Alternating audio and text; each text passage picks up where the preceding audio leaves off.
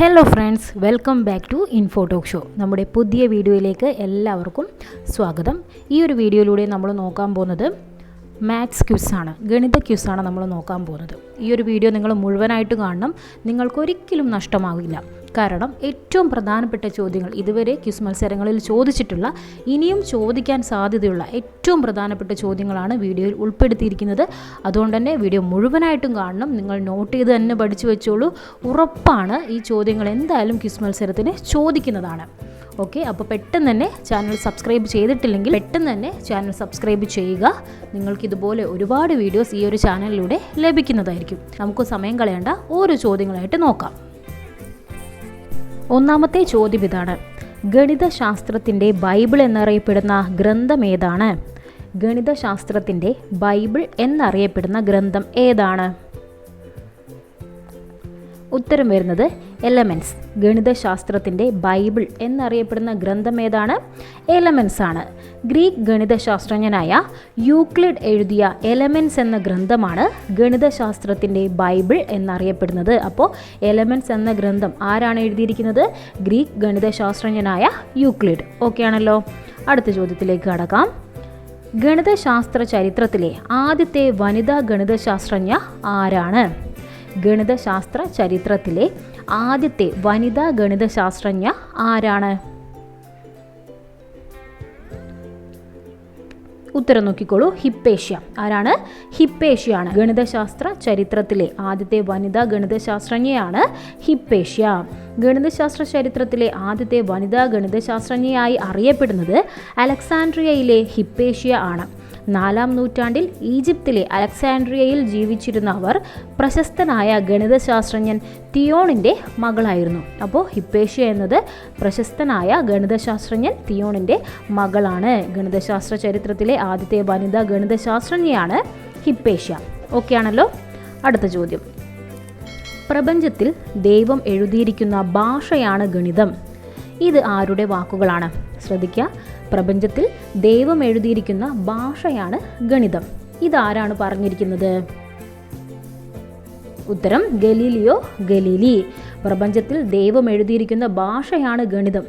ഇങ്ങനെ പറഞ്ഞിരിക്കുന്നത് ആരാണ്? Galileo Galilei. പ്രശസ്ത ഇറ്റാലിയൻ ഗണിതശാസ്ത്രജ്ഞനായ ഗലീലിയോ ഗലീലി പറഞ്ഞ വാക്കുകളാണ് ഇത്. എന്താണ്? പ്രപഞ്ചത്തിൽ ദൈവം എഴുതിയിരിക്കുന്ന ഭാഷയാണ് ഗണിതം. ഓക്കെ, അടുത്ത ചോദ്യം നോക്കാം. ഒരു ദിവസത്തിൽ എത്ര മിനിറ്റുകളുണ്ട്? ഒരു ദിവസത്തിൽ എത്ര മിനിറ്റുകൾ ഉണ്ട്?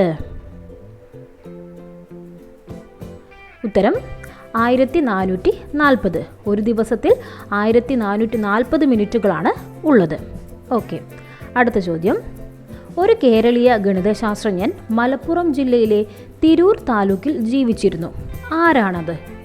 ഒരു കേരളീയ ഗണിതശാസ്ത്രജ്ഞൻ മലപ്പുറം ജില്ലയിലെ തിരൂർ താലൂക്കിൽ ജീവിച്ചിരുന്നു. ആരാണത്? ഉത്തരം കേളല്ലൂർ നീലകണ്ഠ സോമയാജി. ആരാണ്? കേളല്ലൂർ നീലകണ്ഠ സോമയാജി. നൂറ്റാണ്ടുകൾക്ക് മുൻപ് ജീവിച്ചിരുന്ന അദ്ദേഹം ഭാരതീയ ഗണിതശാസ്ത്ര ശാഖയ്ക്ക് നൽകിയ സംഭാവനകൾ സമാനതകളില്ലാത്തതാണ്. പ്രശസ്തമായ തന്ത്രസംഗ്രഹം എന്ന ജ്യോതിശാസ്ത്ര ഗ്രന്ഥത്തിൻ്റെ കർത്താവാണ് ഇദ്ദേഹം. അപ്പോൾ ഒരു പ്രശസ്തനായ ഗണിതശാസ്ത്രജ്ഞൻ നമ്മുടെ കേരളത്തിൽ മലപ്പുറം ജില്ലയിൽ തിരൂർ താലൂക്കിൽ ജീവിച്ചിരുന്നു. അദ്ദേഹമാണ് കേളല്ലൂർ നീലകണ്ഠ സോമയാജി. അദ്ദേഹത്തിൻ്റെ പ്രശസ്തമായ ജ്യോതിശാസ്ത്ര ഗ്രന്ഥമാണ് തന്ത്രസംഗ്രഹം. ഓക്കെ ആണല്ലോ. അടുത്ത ചോദ്യത്തിലേക്ക് കടക്കാം. ഭാരതത്തിൻ്റെ യൂക്ലിഡ് എന്നറിയപ്പെടുന്നത് ആരാണ്? ഭാരതത്തിൻ്റെ യൂക്ലിഡ് എന്നറിയപ്പെടുന്നത് ആരാണ്? ഉത്തരം ഭാസ്കരാചാര്യർ. ആരാണ്? ഭാസ്കരാചാര്യർ. ഭാരതത്തിൻ്റെ യൂക്ലിഡ് എന്നറിയപ്പെടുന്നത് ആരാണ്? ഭാസ്കരാചാര്യരാണ്. അടുത്ത ചോദ്യം. രാമാനുജൻ ഇൻസ്റ്റിറ്റ്യൂട്ട് ഓഫ് മാത്തമാറ്റിക്സ് എന്ന സ്ഥാപനം സ്ഥിതി ചെയ്യുന്നത് എവിടെ? രാമാനുജൻ ഇൻസ്റ്റിറ്റ്യൂട്ട് ഓഫ് മാത്തമാറ്റിക്സ് എന്ന സ്ഥാപനം സ്ഥിതി ചെയ്യുന്നത് എവിടെയാണ്? ഉത്തരം ചെന്നൈയിലാണ്. എവിടെയാണ്? ചെന്നൈയിലാണ് രാമാനുജൻ ഇൻസ്റ്റിറ്റ്യൂട്ട് ഓഫ് മാത്തമാറ്റിക്സ് എന്ന സ്ഥാപനം സ്ഥിതി ചെയ്യുന്നത്. ഓക്കെ ആണല്ലോ. അടുത്ത ചോദ്യം നോക്കിക്കോളൂ. 0 എന്ന സംഖ്യയ്ക്ക് കൃത്യമായ സ്ഥാനവില നൽകി ഗണിതത്തിൽ ആദ്യമായി ഉപയോഗിച്ച ഇന്ത്യൻ ശാസ്ത്രജ്ഞൻ ആര്? 0 എന്ന സംഖ്യയ്ക്ക് കൃത്യമായ സ്ഥാനവില നൽകി ഗണിതശാസ്ത്രത്തിൽ ആദ്യമായി ഉപയോഗിച്ച ഇന്ത്യൻ ശാസ്ത്രജ്ഞൻ ആരാണ്? ഉത്തരം ബ്രഹ്മഗുപ്തൻ. ആരാണ്?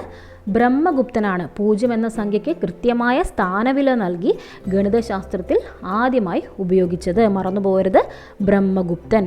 ഓക്കെ ആണല്ലോ. അടുത്ത ചോദ്യം, ആദ്യത്തെ 25 ഒറ്റ സംഖ്യകളുടെ തുക എത്രയാണ്? ആദ്യത്തെ 25 ഒറ്റ സംഖ്യകളുടെ തുക എത്രയാണ്? ഉത്തരം വരുന്നത് 625. ആദ്യത്തെ 25 ഒറ്റ സംഖ്യകളുടെ തുക 625 ആണ്. അടുത്ത ചോദ്യം ഇതാണ്, 1 കിലോമീറ്റർ എത്ര സെൻറ്റിമീറ്റർ ആണ്? 1 കിലോമീറ്റർ എത്ര സെൻറ്റിമീറ്റർ ആണ്? ഉത്തരം നോക്കൂ, 1,00,000 സെൻറ്റിമീറ്റർ. 1 കിലോമീറ്റർ എന്നത് 1,00,000 സെൻറ്റിമീറ്റർ ആണ്. ഓക്കെ ആണല്ലോ. അടുത്ത ചോദ്യം നോക്കൂ, ഒരു വ്യാഴവട്ടം എന്നത് എത്ര വർഷമാണ്? ഒരു വ്യാഴവട്ടം എന്നത് എത്ര വർഷമാണ്? ഉത്തരം 12 വർഷം. ഒരു വ്യാഴവട്ടം എന്നത് എത്ര വർഷമാണ്? 12 വർഷമാണ്. വ്യാഴം എന്ന ഗ്രഹം സൂര്യനെ ഒരു തവണ പൂർണ്ണമായി വലം വയ്ക്കാൻ എടുക്കുന്ന സമയമാണ് ഇതിനടിസ്ഥാനം. ഈ ജ്യോതിശാസ്ത്ര പ്രതിഭാസത്തെ ആസ്പദമാക്കിയാണ് 12 വർഷത്തെ കാലയളവിനെ നമ്മൾ ഒരു വ്യാഴവട്ടം എന്ന് വിളിക്കുന്നത്. അപ്പോൾ ഒരു വ്യാഴവട്ടം എന്നത് 12 വർഷമാണ്. അടുത്ത ചോദ്യം, ഏറ്റവും ചെറിയ അഭാജ്യ സംഖ്യ ഏത്? ഏറ്റവും ചെറിയ അഭാജ്യ സംഖ്യ ഏതാണ്? ഉത്തരം 2. ഏറ്റവും ചെറിയ അഭാജ്യ സംഖ്യയാണ് 2. അടുത്ത ചോദ്യം, 1 രൂപയിൽ എത്ര പൈസയുണ്ട്? 1 രൂപയിൽ എത്ര പൈസയാണുള്ളത്? ഉത്തരം 100 പൈസ. 1 രൂപയിൽ എത്ര പൈസയുണ്ട്? 100 പൈസയാണ് ഉള്ളത്. അടുത്ത ചോദ്യം, ലീലാവതി എന്ന ഗ്രന്ഥത്തിൻ്റെ കർത്താവ് ആര്? ലീലാവതി എന്ന ഗ്രന്ഥത്തിൻ്റെ കർത്താവ് ആരാണ്? ഉത്തരം ഭാസ്കരാചാര്യർ. ലീലാവതി എന്ന ഗ്രന്ഥത്തിൻ്റെ കർത്താവ് ആരാണ്? ഭാസ്കരാചാര്യർ. 12ാം നൂറ്റാണ്ടിൽ ജീവിച്ചിരുന്ന അദ്ദേഹം ഭാരതത്തിലെ ഏറ്റവും മികച്ച ഗണിത ശാസ്ത്രജ്ഞരിൽ ഒരാളായിരുന്നു. അപ്പോൾ ലീലാവതി എന്ന ഗ്രന്ഥത്തിൻ്റെ കർത്താവാണ് ഭാസ്കരാചാര്യർ. അടുത്ത ചോദ്യം, സംഖ്യകൾ ലോകത്തെ ഭരിക്കുന്നു എന്നഭിപ്രായപ്പെട്ടത് ആരാണ്? സംഖ്യകൾ ലോകത്തെ ഭരിക്കുന്നു എന്നഭിപ്രായപ്പെട്ടത് ആരാണ്? ഉത്തരം പൈതഗോറസ്. ആരാണ്? പൈതഗോറസ് ആണ് ഇങ്ങനെ അഭിപ്രായപ്പെട്ടത്. എന്ത്? സംഖ്യകൾ ലോകത്തെ ഭരിക്കുന്നു എന്ന് അഭിപ്രായപ്പെട്ടത് പൈതഗോറസ് ആണ്. പ്രശസ്ത ഗ്രീക്ക് തത്വചിന്തകനും ഗണിത ശാസ്ത്രജ്ഞനുമായ പൈതഗോറസ് ആണ് സംഖ്യകൾ ലോകത്തെ ഭരിക്കുന്നു എന്ന് അഭിപ്രായപ്പെട്ടത്. അടുത്ത ചോദ്യം നോക്കൂ, ഗണിതശാസ്ത്ര ഗവേഷണത്തിനിടയിൽ റോമാക്കാരുടെ വാളിനിരയായ ഗണിതശാസ്ത്രജ്ഞൻ ആരാണ്? ഗണിതശാസ്ത്ര ഗവേഷണത്തിനിടയിൽ റോമാക്കാരുടെ വാളിനിരയായ ഗണിതശാസ്ത്രജ്ഞൻ ആര്? ഉത്തരം ആർക്കിമിഡീസ്. ആരാണ്? ആർക്കിമിഡീസ് ആണ്. ആർക്കിമിഡീസ് BC 2012 നടന്ന സിറാക്കൂസ് യുദ്ധത്തിൽ റോമൻ സൈന്യം അദ്ദേഹത്തിൻ്റെ ജന്മനാട് കീഴടക്കിയപ്പോഴാണ് ഈ ഒരു ദുരന്തം സംഭവിച്ചത്. അപ്പോൾ ഗണിതശാസ്ത്ര ഗവേഷണത്തിനിടയിൽ റോമാക്കാരുടെ വാളിനിരയായ ശാസ്ത്രജ്ഞനാണ് ആർക്കിമിഡീസ്. അടുത്ത ചോദ്യം, 1 മുതൽ 100 വരെയുള്ള സംഖ്യകളിൽ എത്ര ഒറ്റ സംഖ്യകൾ ഉണ്ട്? 1 മുതൽ 100 വരെയുള്ള സംഖ്യകളിൽ എത്ര ഒറ്റ സംഖ്യകളാണുള്ളത്? ഉത്തരം 50. 1 മുതൽ 100 വരെയുള്ള സംഖ്യകളിൽ 50 ഒറ്റ സംഖ്യകളുണ്ട്. ഓക്കെ ആണല്ലോ. അടുത്ത ചോദ്യം, 1 മുതൽ 100 വരെയുള്ള സംഖ്യകളിൽ എത്ര 9 ഉണ്ട്? 1 മുതൽ 100 വരെയുള്ള സംഖ്യകളിൽ എത്ര 9 ഉണ്ട്? ഉത്തരം 20. 1 മുതൽ 100 വരെയുള്ള സംഖ്യകളിൽ 20 9 ഉള്ളത്. ഓക്കെ ആണല്ലോ. അടുത്ത ചോദ്യം, ജ്യാമിതിയുടെ പിതാവ് ആരാണ്? ജ്യാമിതിയുടെ പിതാവ് ആരാണ്? ഉത്തരം ഇതാണ്, യൂക്ലിഡ്. ജ്യാമിതിയുടെ പിതാവ് ആരാണ്? യൂക്ലിഡ് ആണ്. അടുത്ത ചോദ്യം, രാമാനുജൻ സംഖ്യ എത്രയാണ്? രാമാനുജൻ സംഖ്യ എത്രയാണ്? ഉത്തരം 1729. രാമാനുജൻ സംഖ്യ എത്രയാണ്? 1729. അപ്പോൾ ഫ്രണ്ട്സ്, മാത്സ് ക്വസ്റ്റ്യൻസ് ആണ് നമ്മളിപ്പോൾ കണ്ടത്. ഏറ്റവും പ്രധാനപ്പെട്ട ക്വസ്റ്റ്യൻസ് ആണ് നമ്മുടെ ക്വിസ് മത്സരത്തിൽ ചോദിക്കുന്ന, ഇതുവരെ ചോദിച്ചിട്ടുള്ളതും ഇനിയും ചോദിക്കാൻ സാധ്യതയുള്ളതുമായ പ്രധാനപ്പെട്ട ചോദ്യങ്ങളാണ് ഈ ഒരു വീഡിയോയിൽ ഉൾപ്പെടുത്തിയിരിക്കുന്നത്. എല്ലാവരും എല്ലാ ചോദ്യങ്ങളും നന്നായി കറക്റ്റായി തന്നെ പഠിച്ചു വെക്കുക. നിങ്ങൾക്ക് എന്തായാലും യൂസ്ഫുൾ ആവുന്നതായിരിക്കും.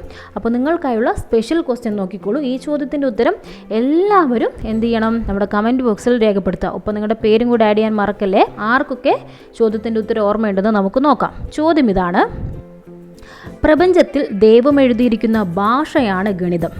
പ്രപഞ്ചത്തിൽ ദൈവം എഴുതിയിരിക്കുന്ന ഭാഷയാണ് ഗണിതം. ഇതാരുടെ വാക്കുകളാണ്? ചോദ്യം നോക്കിക്കോളൂ. പ്രപഞ്ചത്തിൽ ദൈവം എഴുതിയിരിക്കുന്ന ഭാഷയാണ് ഗണിതം. ഇതാരുടെ വാക്കുകളാണ്? അപ്പോൾ പ്രധാനപ്പെട്ടൊരു ചോദ്യമാണ്, നിങ്ങൾ അറിഞ്ഞിരിക്കേണ്ടതാണ്. ഉത്തരം എല്ലാവരും എന്ത് ചെയ്യുക, കമൻറ്റ് ബോക്സിൽ രേഖപ്പെടുത്തുക. അഥവാ ഉത്തരം അറിയില്ലെങ്കിൽ പഠിച്ചു വെച്ചോളൂ, ഉറപ്പായും ക്വിസ് മത്സരത്തിൽ ചോദിക്കുന്നതാണ്. അപ്പോൾ ഇന്നത്തെ വീഡിയോ നിങ്ങൾക്ക് എല്ലാവർക്കും യൂസ്ഫുള്ളായെന്ന് കരുതുന്നു. നിങ്ങളുടെ അഭിപ്രായങ്ങളൊക്കെ നമ്മുടെ കമൻറ്റ് ബോക്സിലൂടെ അറിയിക്കണം. ഈ ഒരു വീഡിയോ നിങ്ങൾക്ക് യൂസ്ഫുൾ ആയിട്ടുണ്ടെങ്കിൽ ഫ്രണ്ട്സിലേക്കും ഷെയർ ചെയ്ത് കൊടുക്കാൻ മറക്കണ്ട. ചാനൽ ഇതുവരെ സബ്സ്ക്രൈബ് ചെയ്തിട്ടില്ലെങ്കിൽ പെട്ടെന്ന് തന്നെ സബ്സ്ക്രൈബ് ചെയ്യുക കേട്ടോ. ഇതുപോലെ നിങ്ങൾക്ക് യൂസ്ഫുൾ ആവുന്ന ഒരുപാട് വീഡിയോസ് ഈ ഒരു ചാനലിൽ ലഭിക്കുന്നതായിരിക്കും. ഇനി ഏത് വീഡിയോ ആണ് നിങ്ങൾക്ക് വേണ്ടതെന്നും കമൻറ്റ് ചെയ്യാൻ മറക്കരുതേ. അപ്പോൾ നമുക്കിനി മറ്റൊരു വീഡിയോയിലൂടെ വീണ്ടും കാണാം. Thank you for watching.